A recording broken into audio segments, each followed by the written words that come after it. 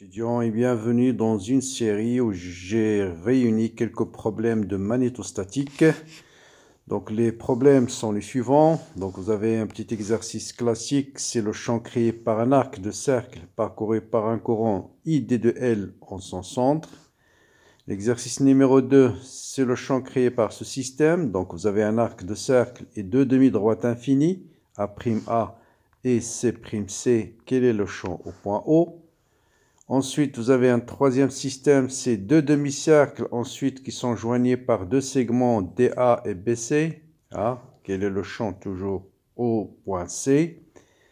Enfin, vous avez vous avez encore d'autres exercices. Vous avez le champ créé par deux solénoïdes infinis.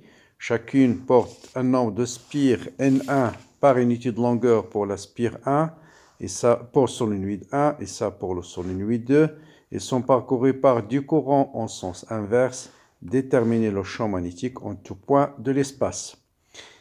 Encore un autre exercice, vous avez ce système-là et ce système-là, toujours des applications directes, c'est du calcul du champ magnétique par la loi de Biot-Savart.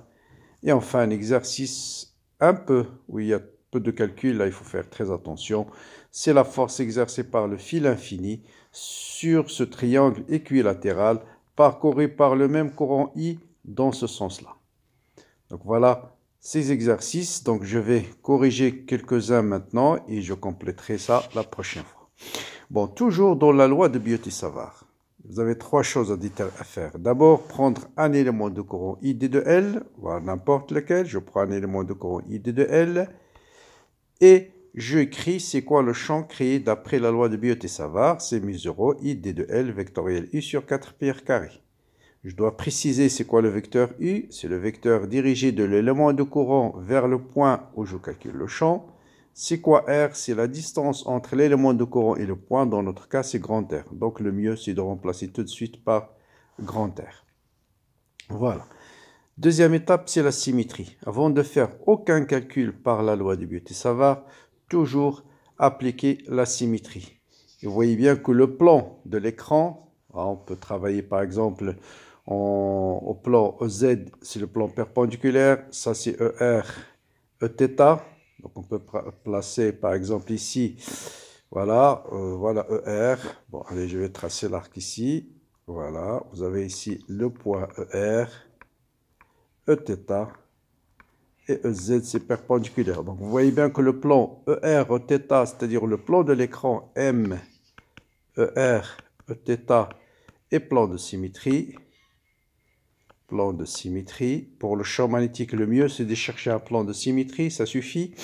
Donc le plan de l'écran est un plan de symétrie. Donc B va être perpendiculaire à ce plan, donc il va être suivant EZ. Voilà. Donc je ne calcule que troisième étape, calculer la composante non nulle, qui est D de B de Z, qui est par définition D de B scalaire EZ. Donc, qui sera le module de D de B, qui est mu0 I D de L sur 4πr², fois le module de I qui est égal à 1, fois sinus de l'angle entre D de L et I, c'est pi sur 2. Donc, tout ça va rester égal à 1. Suivant EZ, vous voyez bien, I D de L, c'est Eθ vectoriel moins ER. Hein. U, il est suivant moins ER. Donc, ce terme, I D de L vectoriel U, va être automatiquement suivant Z. Scalaire EZ égale à 1. Donc, voilà directement D de B de Z. Et puis après, il suffit d'intégrer. Et donc, vous avez directement B de Z égale à mu0 I sur 4πr². Bon, D de L, je peux le remplacer par grand R D de θ. Donc, grand R, l'intégrale D de θ entre 0 jusqu'à alpha. Et donc, ça vous donne un champ B égal à mu0 I fois alpha sur 4π fois R. Voilà le champ créé par un arc de cercle. Bon, on peut vérifier bien si pour un cercle complet, alpha égale à 2π. Donc, ça vous donne mu0 I sur 2R, qui est le champ créé par une spire circulaire en son centre. Voilà pour le premier exercice. Bien. Pour le deuxième exercice, c'est juste une application de ça. C'est pourquoi je vais le faire tout de suite aussi. Donc ça, donc là, on va coller. Bon, voilà, il est là. Ça, c'est le champ créé par un arc de cercle. Bon, là, vous avez trois systèmes. Vous avez une demi-droite infinie, donc de l'infini jusqu'au point A, et une demi-droite infinie de C jusqu'à l'infini, et puis un arc de cercle. Donc, d'abord pour les deux demi-droites. Demi-droite. Par exemple, demi-droite 1. Le champ créé par cette demi-droite au point O va être égal à combien? Essayez de réfléchir 2 secondes. Ce champ va être égal à 0. Comment on peut le montrer qu'elle est égale à 0? Eh bien, on peut le montrer soit par, directement, si vous prenez n'importe quel élément de courant ID de L, voilà le vecteur U. Vous avez ID de L est parallèle à U. Donc, ID de L vectoriel U égale à 0. Donc, quel que soit l'élément de courant ID de L, vous avez D de B égale à 0. Vous pouvez le montrer aussi par symétrie. Vous avez le plan. Donc, si je travaille en coordonnées, bon, je vais prendre par exemple ici O. Voilà ma demi-droite infinie. D'accord? Donc, si je travaille en coordonnées cylindriques, par exemple, vous avez ER, vous avez Eθ et vous avez EZ. Vous voyez bien que le plan O, ER, EZ est un plan de symétrie. D'accord? Donc, il va être perpendiculaire à ce plan. Ça veut dire la composante suivant REZ, la composante suivant Eθ égale à 0. Donc, il est perpendiculaire au plan ER, EZ. Donc, sa composante suivante θ égale à 0. Vous avez ici le plan de l'écran qui est O, ER, Eθ est un plan de symétrie aussi. Donc, ce qui implique B de Z égale à 0. Et vous avez aussi, donc on a dit le plan ER, Eθ, ER, EZ. Il me reste Eθ, EZ. Bon, Eθ, EZ.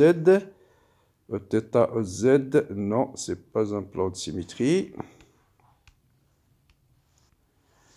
Donc, je disais, en fait, c'est l'inverse. Hein. Donc, on a dit que ERZ est un plan de symétrie, donc va être perpendiculaire à ERZ. C'est B de θ qui va être différent de 0. Autrement dit, B de R égale à B de Z égale à 0. La même chose, vous voyez bien que ERθ, c'est-à-dire le plan de l'écran, est un plan de symétrie. Donc, le champ devrait être perpendiculaire à ERθ, ça veut dire qu'il doit être suivant EZ. Donc, c'est B de Z qui est différent de 0, ça veut dire B de θ doit être égal à B de R égale à 0. Et vous voyez bien que B de R égale à B de θ égale à B de Z, donc B total égale à 0.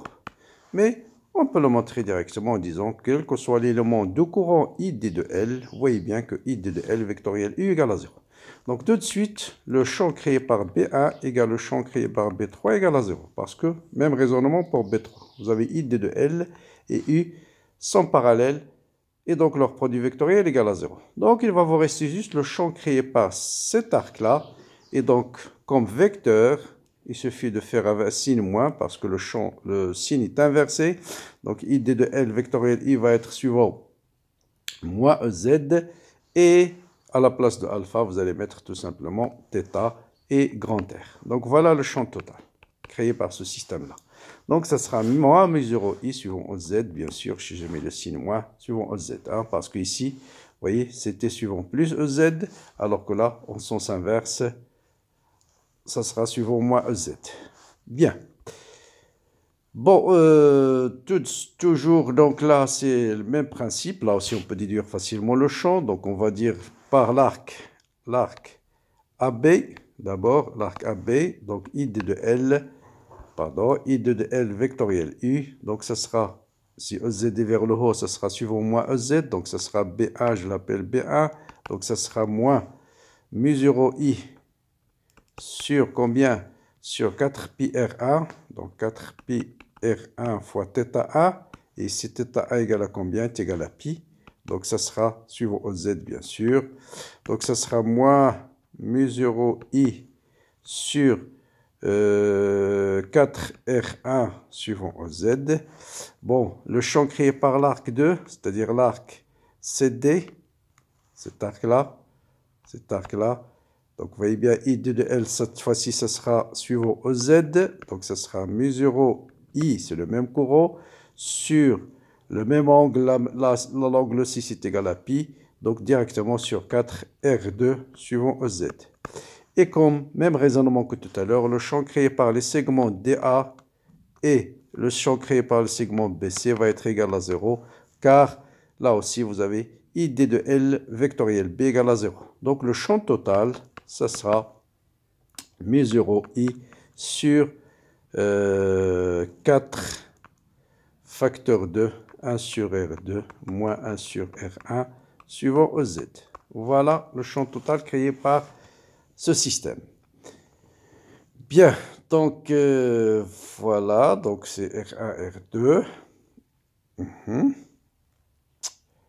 Voilà, le champ ne dépend que du rayon.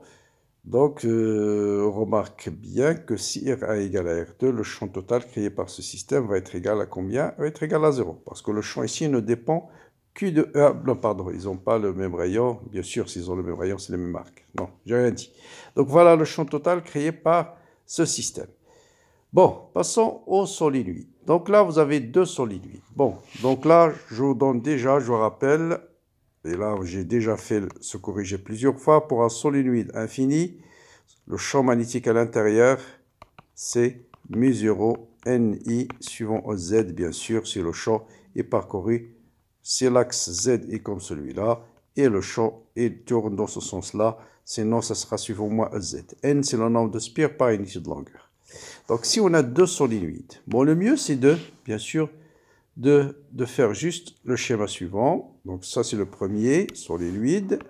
Bon, le premier solénoïde, le courant, il rentre ici. Donc, là, c'est rentrant et là, il est sortant. Rentrant, sortant, rentrant, sortant, rentrant, sortant. Ensuite, je vais mettre le deuxième solénoïde. Il est là. Et il est là. Et pour le deuxième solénoïde, il est sortant sur le solénoïde extérieur. Voilà. Et puis, vous imaginez, c'est un solénoïde infini. Et là, il rentrant, bien sûr. Bien. Donc, ça, c'est le solénoïde 1. Et ça, c'est le solénoïde 2. Voilà. Et donc là, il suffit de dire que pour le solénoïde 1, voilà le champ B1 en tenant compte du sens du courant. C'est appliquer les règles de la main droite. Et le solénoïde 2 va créer toujours en champ intérieur un champ B2. Donc ça, c'est le solénoïde 2, B2. Dans cette région-là, je suis à l'extérieur du solénoïde 1. Donc B1 va être égal à 0. Donc il va me rester uniquement B2. Et bien sûr, à l'extérieur, je vais avoir 0 parce que le champ à l'extérieur d'un solénoïde infini est nul. Donc, on va dire juste, là, le rayon, comment on les appelle? Allez, on va l'appeler R1, R2. R1, R2. Donc, si petit r est inférieur à R1, donc le champ total, ça sera tout simplement B2 moins B1, B2 moins B1, suivant EZ. Avec B2, c'est mu0n, facteur de mu0i, pardon, parce qu'il est parcouru par le même courant, donc facteur de N1, B2, donc N2, moins N1, suivant OZ. Bien sûr, N2, c'est le nombre de spires par unité de longueur de solénoïde 2, N1, c'est le nombre de spires par unité de longueur de solénoïde 1. Donc voilà le champ dans cette région-là. Si R est compris entre R1 et R2, vous allez voir B est égal à quoi? Donc je l'appelle B2. Ça sera uniquement le champ créé par le solénoïde 2. Parce que je suis à l'extérieur de solénoïde 1. Et le champ à l'extérieur d'un solénoïde, il est comment? Il est nul. Donc ça sera directement mu0 n 2 fois I suivant OZ. Et bien sûr, si R est supérieur à R2, le champ total est égal à 0. Parce que le champ créé à l'extérieur d'un solénoïde, il est nul. Donc vous voyez, ça c'est très simple. Une fois bien sûr qu'on connaît déjà le champ créé par un solénoïde, que j'ai largement traité sur la chaîne, vous avez toute une série de TD sur le calcul de champ magnétique par la méthode directe et par la loi de Biot et Savart. Bon, allez, je vous laisse le soin faire l'exercice 5 et surtout essayer de bien réfléchir à l'exercice 6. Ah, faites très attention ici, B il est suivant OZ, D de L. Donc la force va avoir deux composantes ici, il va avoir deux composantes là. Et je vous laisse le soin de calculer la force totale. Voilà. Merci pour votre compréhension, votre suivi. N'hésitez pas à me laisser des commentaires. Donc, je rappelle, sur la chaîne, vous avez plusieurs TD corrigés en magnétostatique. Il suffit d'aller sur la playlist magnétostatique ou bien taper juste TD magnétostatique Haji. Donc TD magnétostatique suivi du mot Haji et vous aurez les séries et leur corriger. Et aussi vous avez des devoirs sur la chaîne. Il y a plein de devoirs de magnétostatique. Je vous souhaite bonne recherche, bonne continuation et à bientôt.